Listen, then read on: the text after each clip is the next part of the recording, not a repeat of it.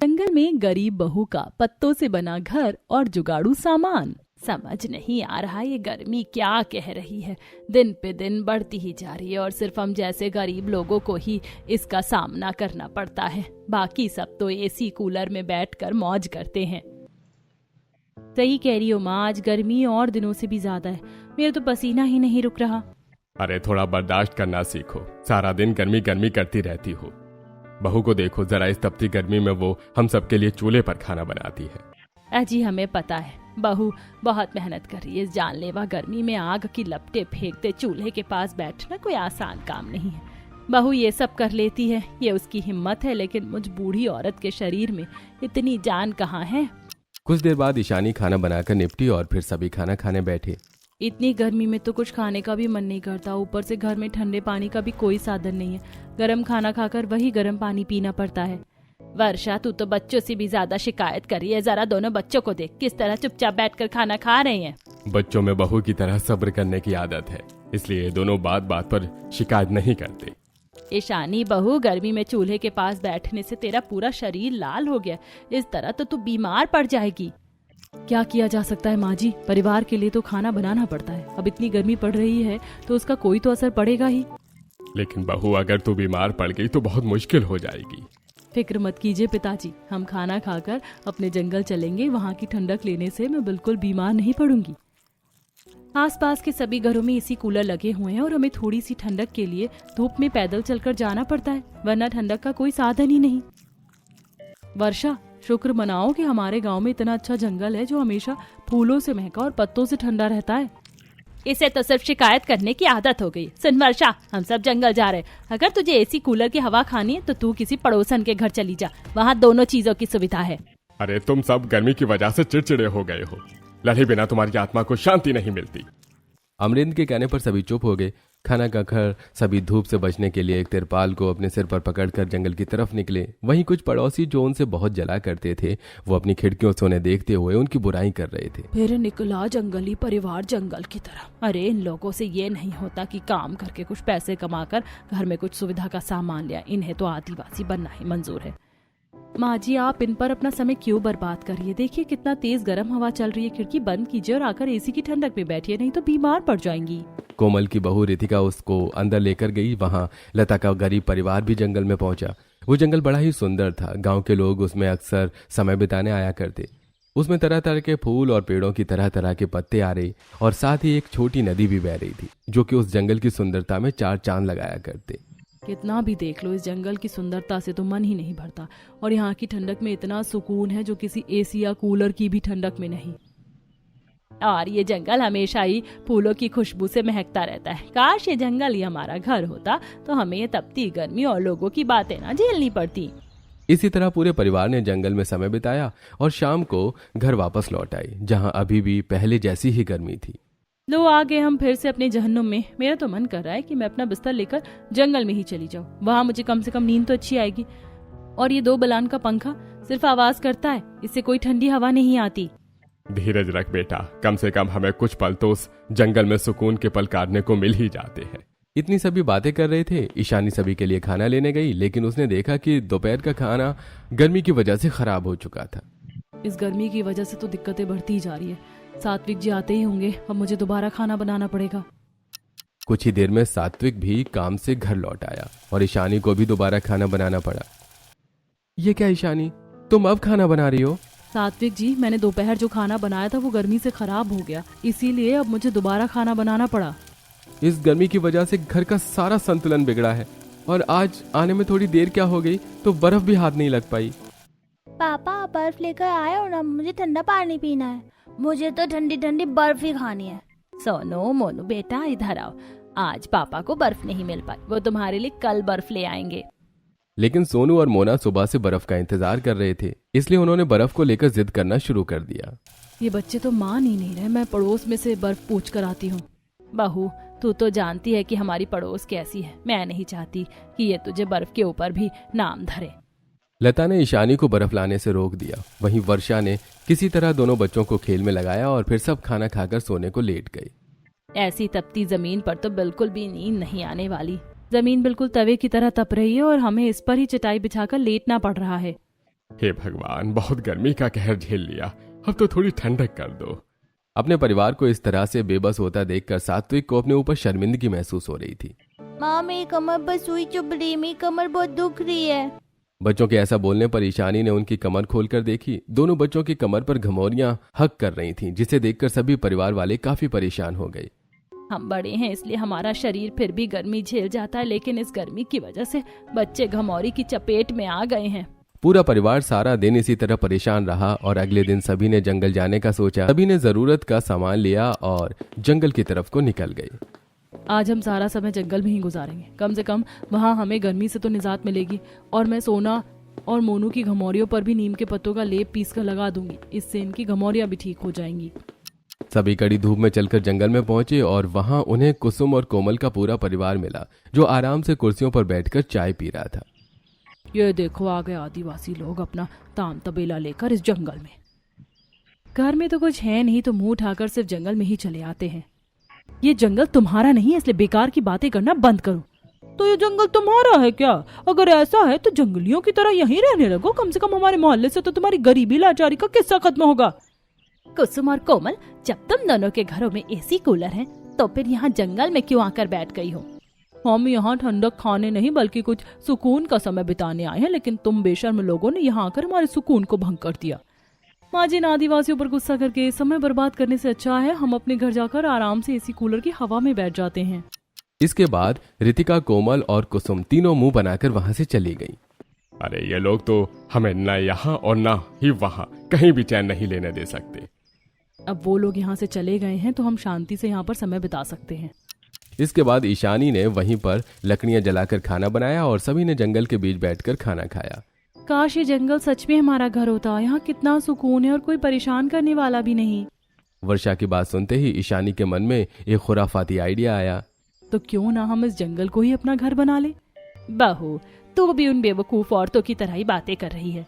नहीं माँ जी, उनकी बात सिर्फ कहने की थी, मैं करने की बात कर रही हूँ। लोग न जाने कहाँ कहाँ घर बना कर रहते, पहाड़ों पर, पानी पर, ये तो फिर भी जमीन है। अगर हम दिमाग लगाएं तो कुछ न कुछ जरूर कर सकते हैं।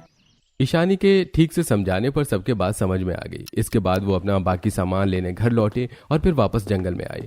ईशानी ने बिना देरी किए लकड़ियां काटनी शुरू की। वहीं सात्विक जब शाम को घर लौटा तो ताला लगा देखकर चौंक गया, लेकिन उसने देखा कि दरवाजे पर एक नोट लिखा हुआ था, जिसे पढ़कर वो समझ गया कि उसे कहाँ जाना है। अरे आप सब यहाँ जंगल में क्या कर रहे हो? अगर आपके दिमाग में कुछ उल्टा सीधा आ रहा है तो उसे भूलकर वापस घर चलो। सात्विक, शांत हो जा बेटा, एक बार बहू की बात सुन ले, तुझे सब समझ आ जाएगा। ईशानी ने सात्विक को सारी बात बताई। ईशानी, तुम पागल हो गई हो क्या? ये असलियत है, कोई कहानी नहीं। जैसे तुम सोच रही हो वैसा करना बिल्कुल भी मुमकिन नहीं है। हम यहाँ नहीं रह पाएंगे। सिर्फ एक बार मेरा साथ देकर देखिए, अगर आपको फिर भी वैसा ही लगे तो हम वापस अपने ही घर चले जाएंगे।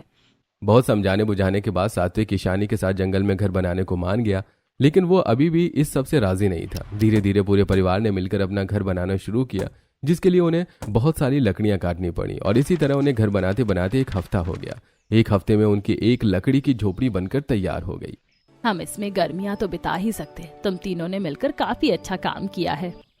अब पूरा परिवार इस लकड़ी की झोपड़ी में अपनी गर्मियों का समय सुकून से काट रहा था। अब पूरा परिवार उस लकड़ी की झोपड़ी में अपनी गर्मियों का सुकून से समय काट रहा था। अरे यहाँ बिल्कुल भी गर्मी नहीं लगती। इस छोटी सी लकड़ी की झोपड़ी में हमारे उस घर से कई गुना ज्यादा सुकून है। पूरा परिवार आंगन में बैठकर ऐसी ही बातें कर रहा था कि तभी वहां फिर से कुसुम और कोमल का परिवार आ गया। अरे अरे देखो, हमने इन्हें आदिवासी क्या बोल दिया, इन्होंने तो सच में जंगल में ही रहना शुरू कर दिया। तभी तो मैं सोचूं कि उस चिलकुट से मकान में इतने दिनों से ताला क्यों लटका हुआ है। अरे क्या चिलकुट सा मकान? ये मकान कौन सा? बहुत अच्छा, वैसे इन लोगों को काफी सूट करता है ना, यहीं रहना चाहिए। इतना कहकर वो लोग वहां से चले गए। वर्षा ने कुछ बोलने की भी कोशिश की, लेकिन ईशानी ने उसे रोक दिया। हम किसी और तरीके से इन्हें जवाब देंगे। लेकिन कैसे भाभी? इस पर ईशानी ने वर्षा को अपना नया आइडिया सुनाया और अब सात्विक, वर्षा और ईशानी ने उस आइडिया के मुताबिक मिलकर पूरी मेहनत से काम किया। हमें इस झोपड़ी को सिर्फ समय बिताने लायक नहीं बल्कि रहने लायक घर बनाना है। तीनों ने मिलकर और लकड़ियों को काटा और फिर दूसरी मंजिल बनाने की तैयारी की। वहीं उन्होंने उसमें एक छोटी सी खिड़की और बालकनी भी बनाई। सात्विक ने घर के आगे लकड़ी का एक लॉन भी बनाया। भाभी, ये थोड़ा खाली खाली नहीं लग रहा? हमारे पास इतना कम सामान है और हमने लकड़ी का इतना बड़ा घर बना लिया। असली काम अभी बाकी है। इतना कहकर ईशानी ने पेड़ों से तरह तरह के पत्ते तोड़कर उनसे घर सजाना शुरू किया। उसने दरवाजे, खिड़कियों और बालकनी की रेलिंग पर फूल और पत्तों की बेल लगाई और फिर अपने पुराने छोटे बेड को भी पत्तों से एक नरम बिस्तर में बदल दिया। देखो, हमारा फूल और पत्तों से बना बेड कितना प्यारा लग रहा है। फूलों के तकिए हैं, पत्तों की चादर, बिल्कुल परियों की तरह। भाभी, क्यों ना हम अपना सारा सामान फूल पत्तों से ही बना ले? पागल हो गई हो क्या? हम सिर्फ गर्मियां ही तो गुजारने आए हैं यहाँ पर। मौसम बदलते ही सारी मेहनत पर पानी फिर जाएगा। कोई बात नहीं माँ जी, हम इसे जितना अच्छा बना सकते हैं हम अपनी पूरी कोशिश करेंगे और हम हर गर्मी यहाँ आकर बिताया करेंगे। इससे ये घर हमेशा ऐसा ही रहेगा। इस पर लता भी राजी हो गई। अब वर्षा और ईशानी ने मिट्टी के बर्तन बनाए जिन पर उन्होंने फूल और पत्तों से डिजाइनिंग की। साथ ही लकड़ी से अलमारी, कुर्सी, काउंटर और भी कई चीजें बनाकर तैयार की जिनको भी उन्होंने पत्तों और फूलों से सजाया। ईशानी ने लकड़ी के बने लॉन में फूलों से सजाया सोफा और टेबल रखा। वहीं चारों तरफ लॉन की लकड़ी की रेलिंग बाउंड्री पर भी फूल पत्तों का डिजाइन दिया। अरे इतनी मेहनत मत कर बहू, कुछ ही दिन में ये सब खराब हो जाएगा और हमें इसे छोड़कर जाना पड़ेगा। पिताजी, खराब होंगे तो सिर्फ फूल और पत्ते, लकड़ी नहीं। और मैंने किसी भी फूल की बेल को जड़ से नहीं निकाला, इसीलिए इतनी जल्दी खराब नहीं होंगे। समझ लीजिए कि हमारे घर के पास हमने बगीचा बना लिया है। इसी तरह काफी दिन बीत गए। घर सोच से भी ज्यादा सुंदर लग रहा था। वहां ईशानी ने सात्विक की मदद लेकर जमीन में एक गड्ढा किया जिसमें भी उन्होंने लकड़ी लगाई और फिर उसको खुदाई करके नदी से जोड़ दिया, जिससे वो एक छोटा सा स्विमिंग पूल बनकर तैयार हो गया। ईशानी, आखिर क्या जरूरत है ये सब करने की? हम यहाँ इस सब के बिना भी तो सुकून से गर्मियां बिता सकते थे ना। तुम तो सारा समय यही सब करने में बर्बाद कर रही हो। मेरे लिए भी 2 गुना काम बढ़ गया है। मुझे माफ कर दीजिए सात्विक जी, लेकिन इस सब के बिना हम यहाँ सुकून से गर्मियाँ नहीं बिता सकते, क्योंकि आपको पता है कुछ लोग यहाँ आकर हमारा जीना दुश्वार करेंगे। इसलिए उनको मुंह तोड़ जवाब देने के लिए ही मैंने ये सब किया है। बहू सही कह रही है, ये सब सजावट हम उस घर में भी कर सकते थे, लेकिन वहाँ गर्मी बहुत ज्यादा है और अभी तो गर्मी का महीना लगा ही है। हमें और कितने महीने यहाँ काटने होंगे। हमें इसे अपना एक अच्छा घर बनाकर तैयार करना चाहिए। सही कह रही हो लता, ये भी हमारा घर ही है, कोई थोड़ा समय बिताने की जगह नहीं। हम इसे घर की तरह ही रखेंगे। वो सब तो ठीक है, बस यहाँ अगर ठंडा पानी पीने को मिल जाता तो मजा ही आ जाता। उसका भी इंतजाम हो जाएगा। ईशानी ने इतना कहकर बची हुई लकड़ी से एक फ्रिज का स्ट्रक्चर बनाकर तैयार किया। सात्विक जी, बस अब मुझे इसके लिए थोड़ी सी फोम और बर्फ चाहिए होगी। ईशानी, तुम्हारे दिमाग कुछ ज्यादा ही चलने लगा है। पता नहीं तुम और क्या क्या बनाने वाली हो। तुम्हें शादी करने से अच्छा इंजीनियर बनना चाहिए था। क्यों? इंजीनियर शादीशुदा नहीं हो सकते क्या? इस पर सात्विक बिना जवाब दिए हुए मुंह फुलाकर बर्फ लेने चला गया। बहू बस भी कर, तू घर का सारा काम करती है, खाना भी बनाती है और साथ में ये सब भी कर रही है। माँ जी, जब मैं छोटी थी मैं तब इसी तरह से जुगाड़ किया करती थी। मुझे ये सब करना काफी अच्छा लगता है, लेकिन जब से मेरी शादी हुई है मुझे ऐसा कुछ करने का मौका ही नहीं मिला।